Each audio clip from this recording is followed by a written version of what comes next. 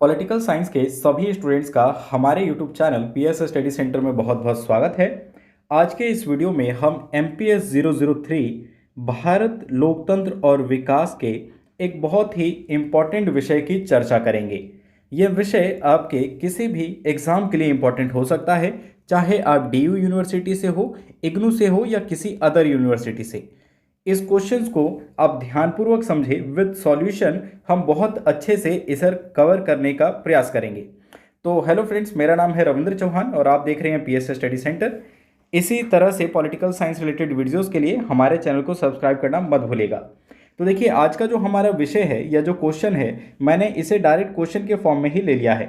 विषय आप समझ सकते हैं कि हमें जो चर्चा करना है आज प्रजातंत्र और विकास के बारे में, कि प्रजातंत्र यानी कि लोकतंत्र और विकास कैसे एक दूसरे से संबंधित है। अगर क्वेश्चन के रूप में बात करें तो आपसे पूछा जा सकता है, व्याख्या कीजिए किस प्रकार प्रजातंत्र और विकास एक दूसरे से संबंधित है। तो देखिए, सबसे पहले हम किसी भी आंसर में इंट्रोडक्शन को जरूर ऐड करेंगे। तो इंट्रोडक्शन में जो आप ब्यौरा देंगे वो आप लोकतंत्र और आर्थिक विकास दोनों के बारे में ही बताएंगे। देखिए, लोकतंत्र की अगर बात करें तो आपको इसके बारे में बेसिक आइडिया जरूर होगा। लोकतंत्र देखिए एक ऐसी शासन व्यवस्था होती है जिसमें जनता की प्रभुसत्ता होती है। चाहे हम इसमें प्रत्यक्ष रूप से देखें या परोक्ष रूप से देखें, कहीं ना कहीं डायरेक्ट या इनडायरेक्ट जनता के हाथों में शासन होता है और जनता ही लोकतंत्र में शासन करती है, भले ही वो प्रत्यक्ष रूप से हो या अप्रत्यक्ष रूप से हो। ठीक है, ये चीज़ आपको क्लियर हो गई होगी।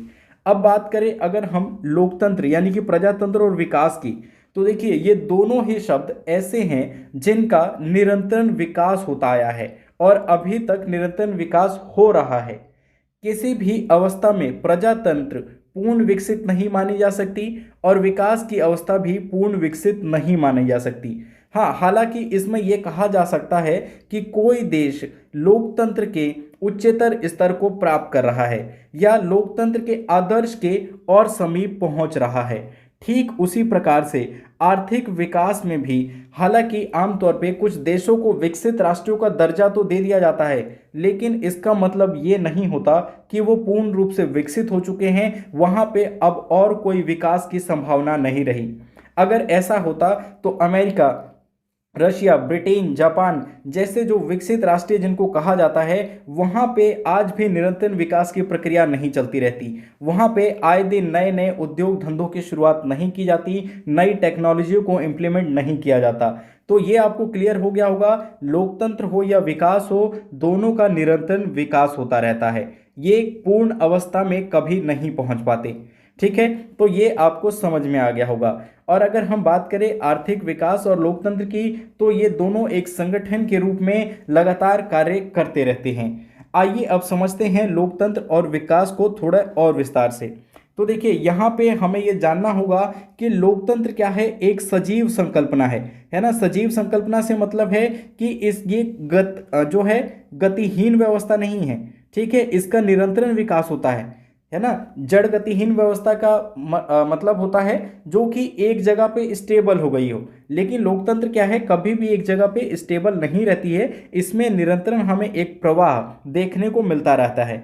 हम चाहे बात करें विभिन्न देश और कालों में, विभिन्न समयों में, तो सभी समय में देखते हैं कि आवश्यकता के अनुसार या परिस्थितियों के अनुसार लोकतंत्र को परिभाषित करने का प्रयास किया गया। ठीक है, और आदर्श लोकतंत्र को प्राप्त करने की कोशिश की गई, लेकिन आज तक कोई भी एक सर्वमान्य आदर्श लोकतंत्र की परिभाषा नहीं है। अगर हम बात करें लोकतंत्र की, तो देखिए विकास के संदर्भ में हम सबसे पहले देखते हैं विकास को, फिर देखेंगे लोकतंत्र को। तो अगर विकास के संदर्भ में अगर बात करें तो इसमें देखिए जो देश होते हैं, राष्ट्र होते हैं, इसको हम 3 श्रेणियों में रख सकते हैं। कौन कौन सी 3 श्रेणियां, इससे आप भी भली भांति परिचित होंगे। पहला है विकसित राष्ट्र, दूसरा विकासशील राष्ट्र और तीसरा अल्प विकसित राष्ट्र।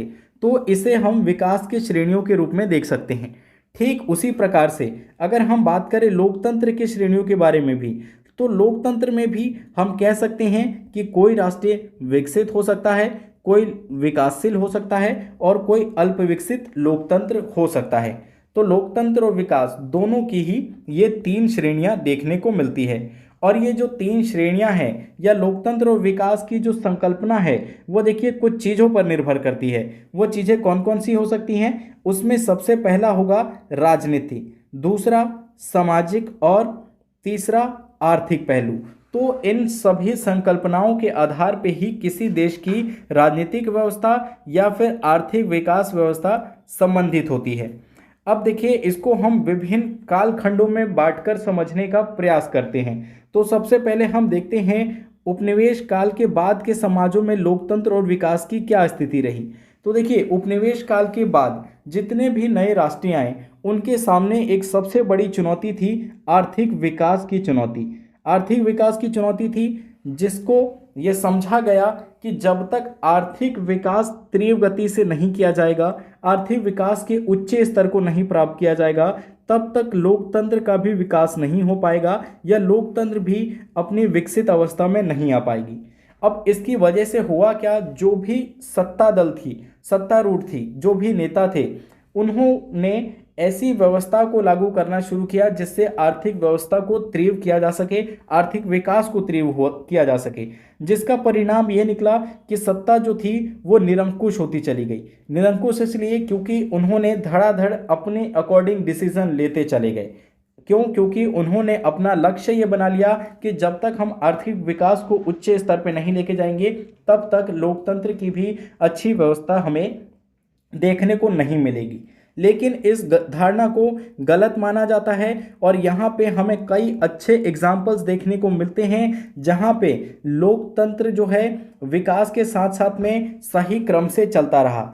जैसे कि अगर हम बात करें भारत की, श्रीलंका की, जमैका की और बोत्सवाना की, तो इन देशों में भले ही प्रारंभ में हमें उपनिवेश काल के बाद में आर्थिक व्यवस्था जो थी या जो विकास थी बहुत स्लो से दिखी, ठीक है, उनकी गति बहुत धीमी थी, गति उनकी बहुत कम थी, लेकिन इसके बावजूद इन देशों ने हमेशा ही प्रत्यक्ष निर्वाचन प्रतिस्पर्धा को बनाए रखा। यानी यहाँ पे लोकतांत्रिक व्यवस्था से चुनाव होते रहे, यहाँ पे नागरिक और राजनीतिक स्वतंत्रता को कायम रखा गया। कुछ अपवादों को छोड़ दे तो अधिकतर समय में हमें कुछ देशों में अच्छी लोकतांत्रिक व्यवस्था देखने को मिली, भले ही वहाँ पे आर्थिक विकास की गति धीमी ही रही। चलिए अब इसके अगले कालखंड को देखते हैं जिसमें हम भारत में राजनीतिक लोकतंत्र और आर्थिक विकास की चर्चा करेंगे 1947 से लेकर 1967 तक की। तो इस बीच में देखिए होता क्या है कि प्रथम आम चुनाव कराए जाते हैं और ये प्रथम आम चुनाव कब होता है? 1952 में, जिसमें कांग्रेस जो है सत्ता दल बनती है और लोकतांत्रिक तरीके से चुनकर शासन करने के लिए आती है। इस समय की अगर बात करें तो भारत के लिए एक सही समय भी कहा जा सकता है, क्योंकि उस समय कांग्रेस में जो नेतागण थे, जो व्यक्ति थे, वो बहुत ही प्रबुद्ध सांसद थे, ठीक है। इसके साथ साथ वो बहुत अच्छे वक्ता थे, उनको संसदीय प्रक्रिया का अच्छा ज्ञान था और वो सभी सांसद अपने अपने विषय के विद्वान थे, जिसकी वजह से इन्होंने आर्थिक नियोजनों की शुरुआत की और आर्थिक नियोजन और उसके साथ साथ लोगों के जीवन स्तर के सुधारने का भी प्रयास किया, लोगों को एक अच्छा अवसर प्रदान करने का प्रयास किया, जिसके लिए पंचवर्षीय योजनाओं के लक्ष्यों को निर्धारित किया गया। लेकिन यहाँ पे हम देखते क्या हैं कि बाद में हमें बहुत सारी समस्याएं देखने को मिलती है, जैसे कि 1962 में चीन का आक्रमण, 1965 में पाकिस्तान के साथ युद्ध और 1965 से 67 में भयंकर सूखे के कारण अनाज की कमी, जिसकी वजह से हुआ क्या कि अमेरिका ने भी भारत को सहायता राशि देनी बहुत कम कर दी।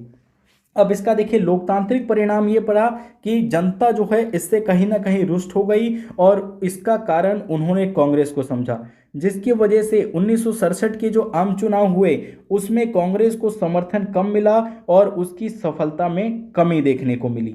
तो ये पॉइंट्स भी आपको क्लियर हो गया होगा। अगले हेडिंग को लेते हैं हम, ये हमारा होगा लोकतंत्र और आर्थिक विकास 1990 से आगे किस प्रकार से बढ़ा। तो ये समय आ चुका था अब 9वीं लोकसभा का। तो 9वीं लोकसभा में देखिए इस बार होता क्या है कि भारतीय जनता पार्टी जो है वामपंथी दलों के सहयोग के साथ यानी गठबंधन सरकार बनाती है और विश्वनाथ प्रताप सिंह के नेतृत्व में जनवरी 1990 में सरकार अल्पमत सरकार सत्ता में आती है।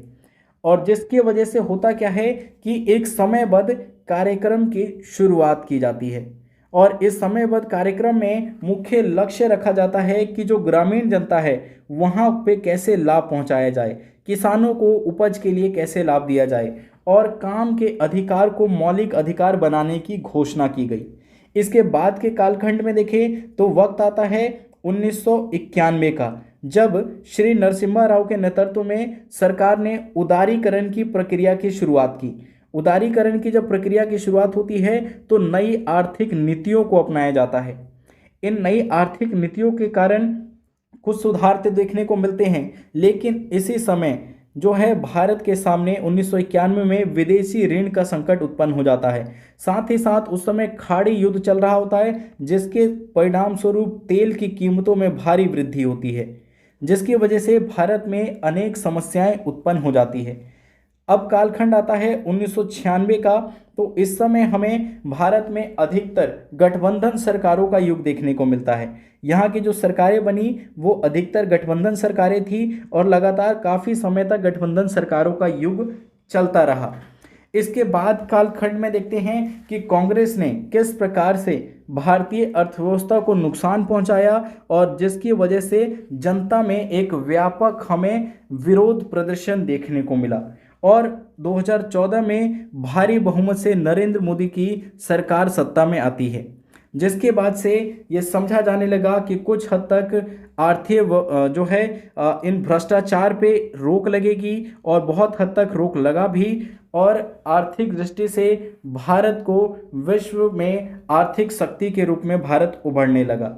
आई होप आपको ये टॉपिक क्लियर हो गया होगा। इसका आप निष्कर्ष भी देख सकते हैं और इसको भी आप अपने आंसर में जरूर इंक्लूड करेंगे। नेक्स्ट वीडियो आप किस टॉपिक पे चाहते हैं उसके लिए भी हमें कमेंट कर सकते हैं। इस वीडियो में इतना ही। Thanks for watching.